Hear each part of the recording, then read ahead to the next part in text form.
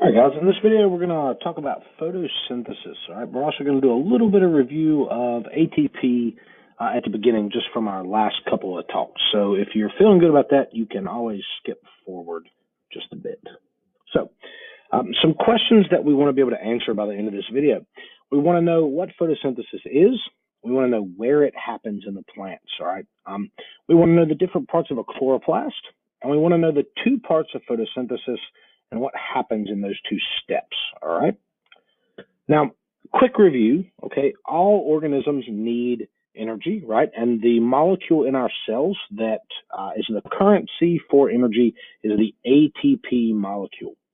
We know that the ATP molecule has two main parts. It's got this adenosine group to the left, and it's got three phosphate groups as kind of a tail on the end.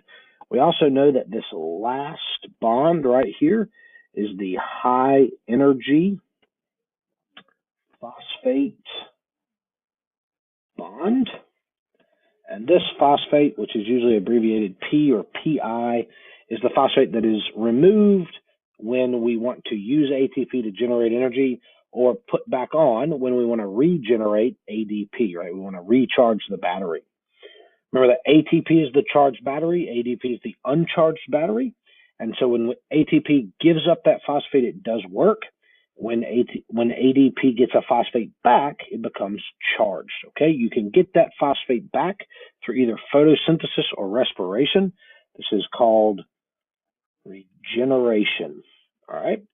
And the ATP molecules in your body, they aren't used up totally, right? They just transform from ATP to ADP and back. So it's the movement of these little inorganic phosphate groups, rather, that is responsible for ATP's action as a energy molecule. But let's talk about photosynthesis, because we've already looked at respiration.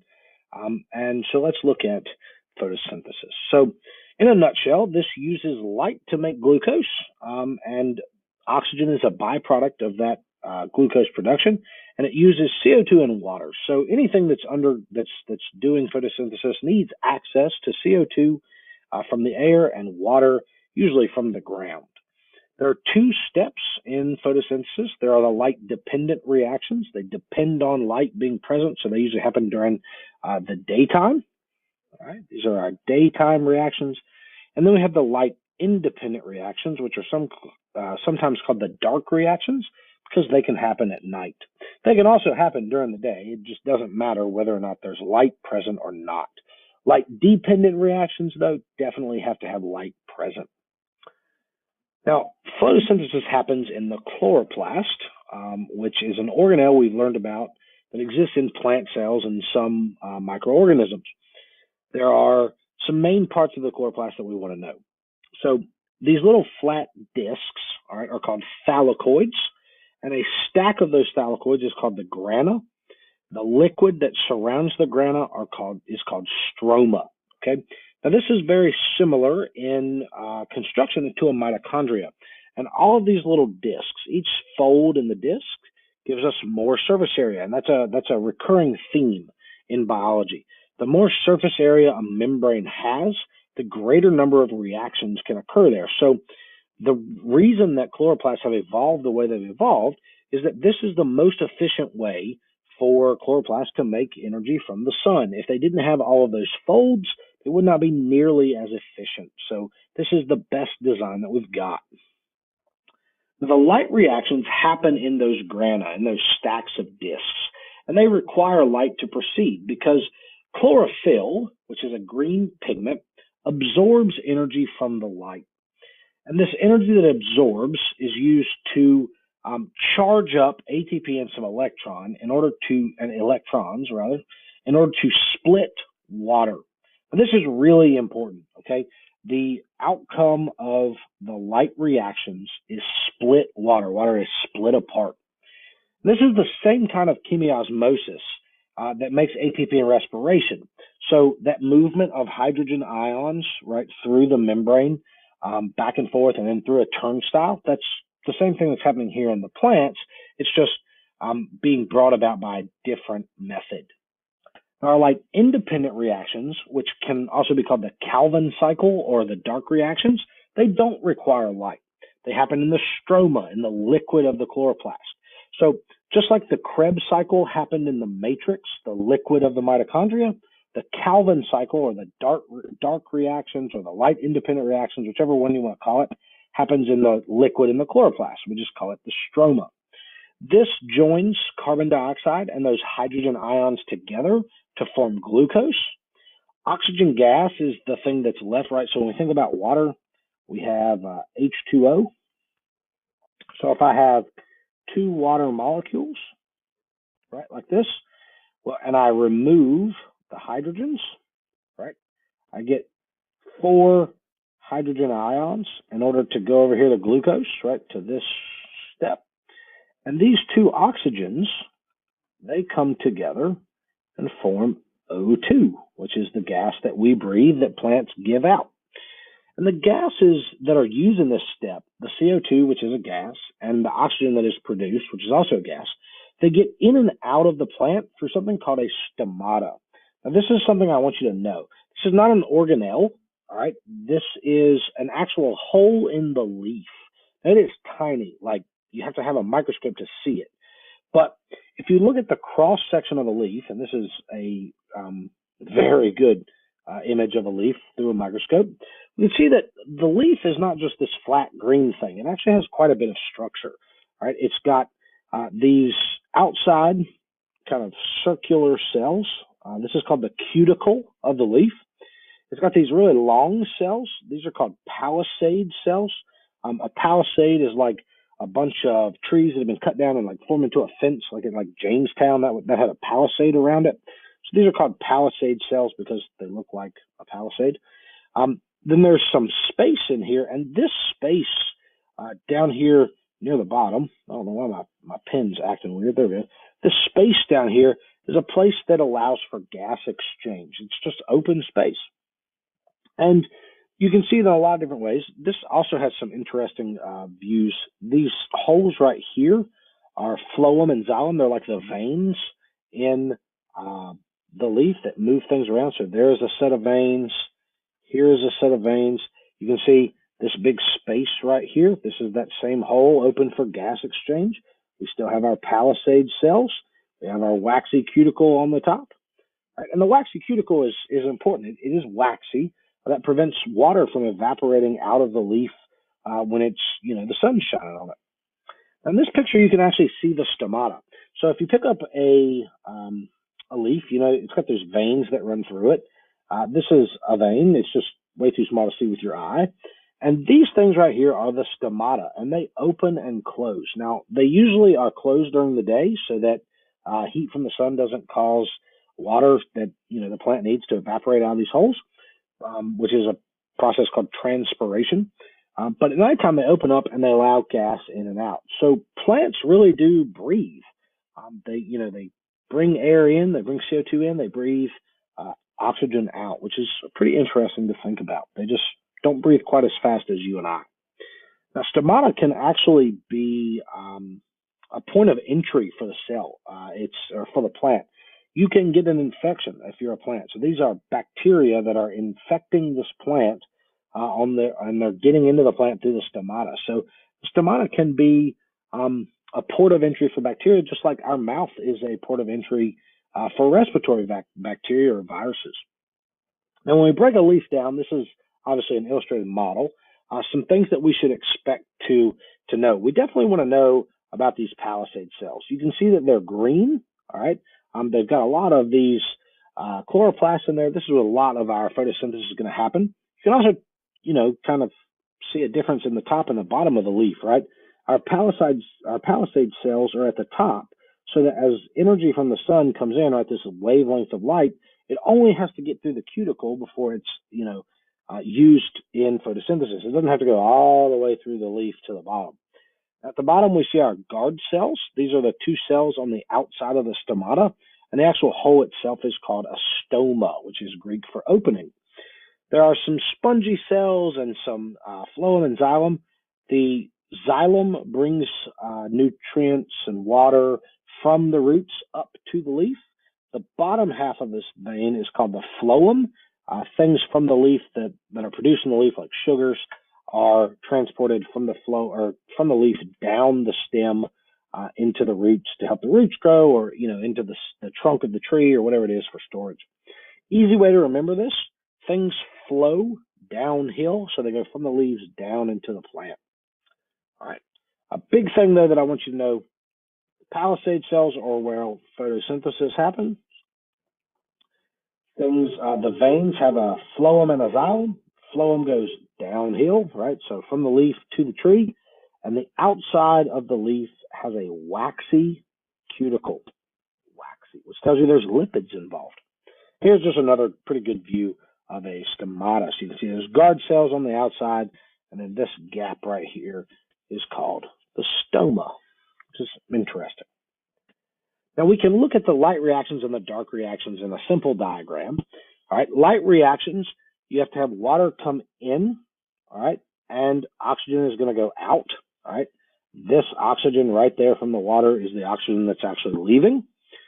It produces some ATP, which goes to our light-independent reactions. CO2 comes in, ATP comes in, and sugar comes out, all right. That's important. Now, just like we had electron carriers in cell respiration, we have some electron carriers here, like NADPH. NAD plus is an empty taxi, all right, and NADPH is our full electron taxi. You can see that ATP becomes ADP as it moves through the dark reaction. So it costs ATP in order to make sugar. That ADP is regenerated in the light reaction. So we can see it is regenerated here, regenerated there, and then the ATP goes back to do it again. So we have that same cycle that we had before. It's the exact same thing with our electron taxi. So our taxi is full. It goes through the dark reaction where it's depleted. It's an empty taxi back to the light reaction, and here it is where it is regenerated.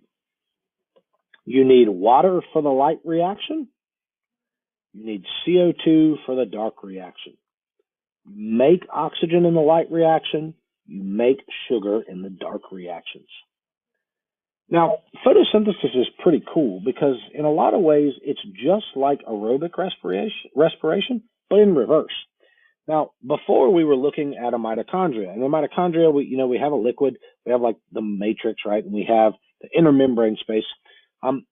In this one is just in reverse. So first we have our electron transport chain, which you can see has pretty much the same protein structure as we saw in the mitochondria. It's just these proteins have different jobs, and they're obviously different proteins, but they're still moving hydrogens, right? We see this hydrogen is moving into the space, and as it tries to get back out, right, we still have ATP synthase right there. It's the exact same ATP synthase that we have in animal, in our mitochondria. So that's pretty interesting.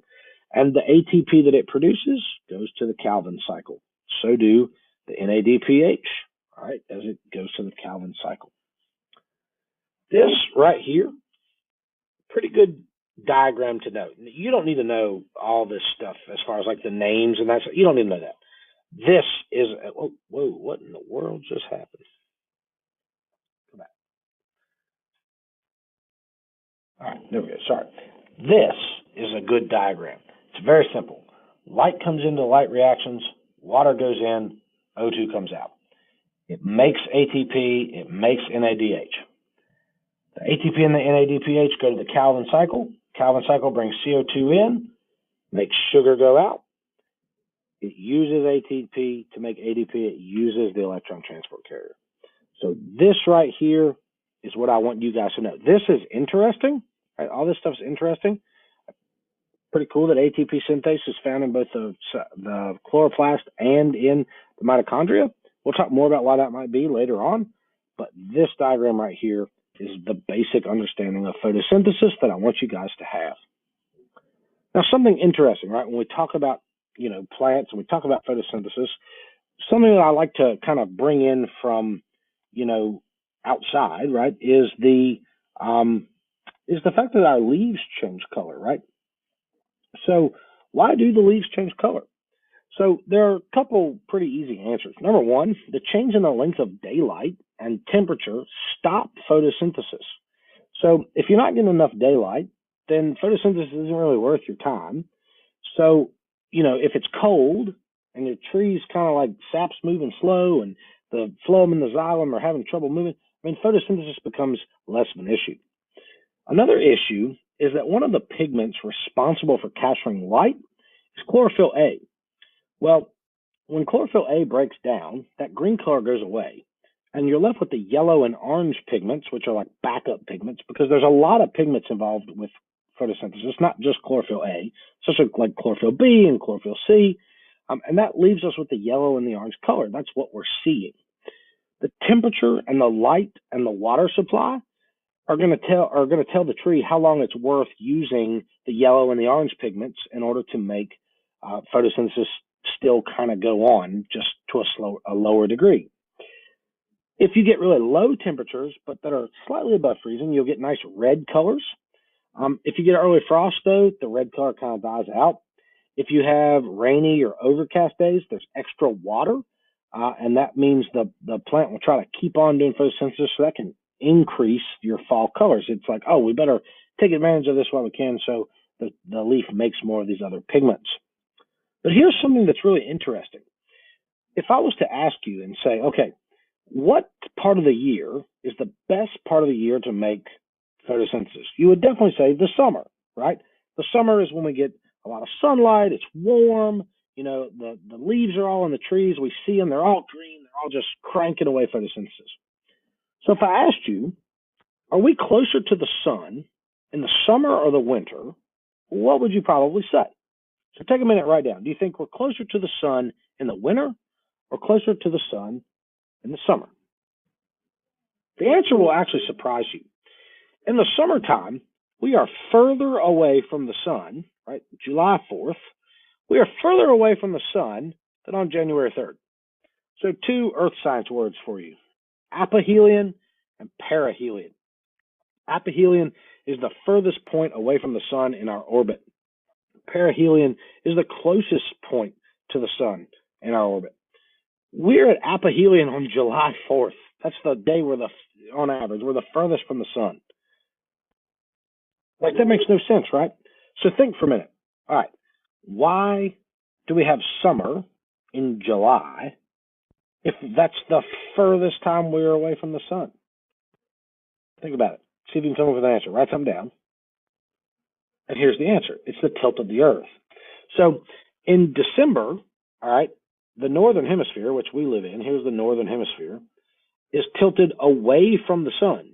So we're getting less focused energy from the sun. In July, the northern hemisphere, right, there's the axis, is pointed towards the sun. So we're getting much more direct energy. So even though we're a little bit further away, we're getting really good energy, like direct on. So that's when we have our summertime. You guys, I'm sure you already know, when we're having winter in the northern hemisphere, they're having summer in the southern hemisphere, right? The seasons are flipped. When we're having summer, they're having winter. So like if you go to Australia for Christmas, it's summertime, which is cool. Now the equinox are the days of the year where the northern and the southern hemisphere are actually getting about roughly the same amount, which is interesting. But that kind of explains, why the leaves change color. So as we're getting less direct sunlight, so over here, this is when we're going to have fall along our, Appalachian Mountains. The leaves are falling off the trees, starting to get colder. The tree, goes dormant for the wintertime. So that's just like an interesting connection that goes with photosynthesis. So hopefully now you can answer some of these questions, right? Number one, what is photosynthesis and where does it happen? All right. We want to know the part of the cell, the organelle, where photosynthesis happens. We want to know the different parts of the chloroplast. So like what's the grana, what's the stroma, what's the thylakoid, all right? We want to know the 2 parts of photosynthesis. I'll give you a hint. It's the light reaction and the dark reaction. And you want to know what happens in each. So if I gave you, say, this equation, CO2 plus H2O, makes C6H12O6 and O2. I say, okay, we're gonna label them A, B, C, and D. So we said, like, all right, during the light reactions, what letters are involved? Well, hopefully, right, you can pick out the two. If you can't, go back in the notes, look at the diagram of the light and dark reactions. Another question, right? Which letters are involved in the dark reactions? Well, there are two of them, okay? Two in the light, two in the dark. If you can't answer that question, go back and find that answer. You're going to need to know that, all right? If you have any questions, let me know.